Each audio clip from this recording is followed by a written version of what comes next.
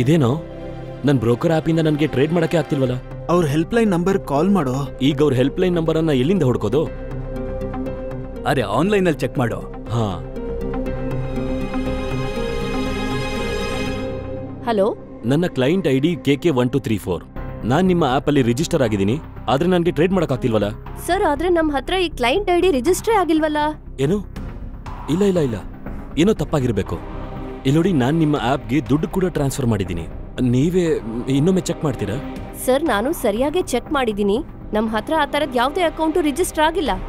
ಹಾಗಿದ್ಮೇಲೆ ದುಡ್ಡು ಟ್ರಾನ್ಸ್ಫರ್ ಮಾಡಿರೋ ಸಾಧ್ಯತೆನೇ ಇಲ್ಲ. ಅದೇ ಹೇಗಾಗ್ಬಿಡುತ್ತೆ? ಇಲ್ಲೋಡಿ, ನಾನ್ ನಿಮ್ ವಿರುದ್ಧ ದೂರ್ ನೀಡ್ಬೇಕಾಗ್ಬಿಡುತ್ತೆ. ಇಷ್ಟೊಂದ್ ಚಿಂತೆ ಯಾಕೋ ಮಾಡ್ತಾ ಇದೀಯಾ? ರಿಟೈರ್ಮೆಂಟ್ ನಂತರ ಸಮಯ ಮತ್ತೆ ದುಡ್ಡು ಎರಡೂ ಇತ್ತು. ಅದಕ್ಕೆ ನಾನು ಅನ್ಕೊಂಡೆ, ನಾನು ಯಾಕೆ ವಿತ್ತೀಯ ಮಾರ್ಕೆಟ್ ಅಲ್ಲಿ ಒಂಚೂರು ಹೂಡಿಕೆ ಮಾಡಬಾರ್ದು. ಅದಕ್ಕಾಗಿ ನಾನು ಈ ಬ್ರೋಕರ್ ಜೊತೆ ಟ್ರೇಡಿಂಗ್ ಅಕೌಂಟ್ ಮಾಡಿದ್ದು. ಆದ್ರೆ ಈಗ ಅವ್ರು ಹೇಳ್ತಿರೋದು ಅವ್ರ ಹತ್ರ ನನ್ನ ಟ್ರೇಡಿಂಗ್ ಅಕೌಂಟ್ ರಿಜಿಸ್ಟರ್ ಆಗಿಲ್ವಂತೆ, ನನ್ ದುಡ್ಡು ಕೂಡ ಬಂದಿಲ್ವಂತೆ. ಆ ಆಪ್ ತೋರಿಸು ನನಗೆ.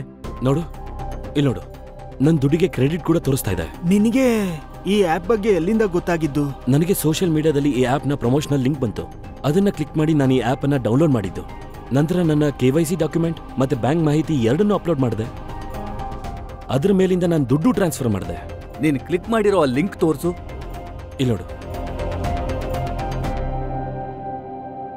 ಇದು ಫಿಶಿಂಗ್ ಲಿಂಕ್ ಅನ್ನಿಸ್ತಿದೆ. ಮೊದಲೇ ನನಗೆ ತಲೆ ಕೆಟ್ಟಿದೆ. ಅದ್ರ ಮೇಲೆ ನೀನ್ ತಮಾಷೆ ಮಾಡ್ತಾ ಇದೀಯಾ? Fishing link?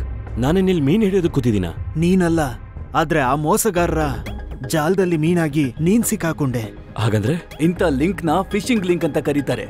ಅವು ನಿನ್ನ ನೋಡೋದಕ್ಕೆ ನಿಜವಾದ ವೆಬ್ಸೈಟ್ ತರ ಕಾಣೋ ವೆಬ್ಸೈಟ್ಗೆ ಕರ್ಕೊಂಡು ಹೋಗುತ್ತವೆ, ಅಥವಾ ಬ್ರೋಕರ್ ಆಪ್ ತರನೇ ಕಾಣುವಂತ ಆಪ್ ನ ಡೌನ್ಲೋಡ್ ಮಾಡೋದಕ್ಕೆ ಹೇಳುತ್ತವೆ. ಹಾಗೆ ಅವರು ನಮ್ಮನ್ನ ಬಲೆಗೆ ಬೀಳ್ಸೋದು. ಹಾಗಿದ್ರೆ ಯಾವ ವೆಬ್ಸೈಟ್ ಇಲ್ಲ ಯಾವ ಆಪ್ ಸರಿ ಇದೆ ಅಂತ ಗೊತ್ತಾಗೋದು ಹೇಗೆ? ಇಂಥ ಮೆಸೇಜಸ್ ಇಲ್ಲ ಲಿಂಕ್ ನ ಯಾವಾಗ್ಲೂ ಪರಿಶೀಲನೆ ಮಾಡ್ಬೇಕು.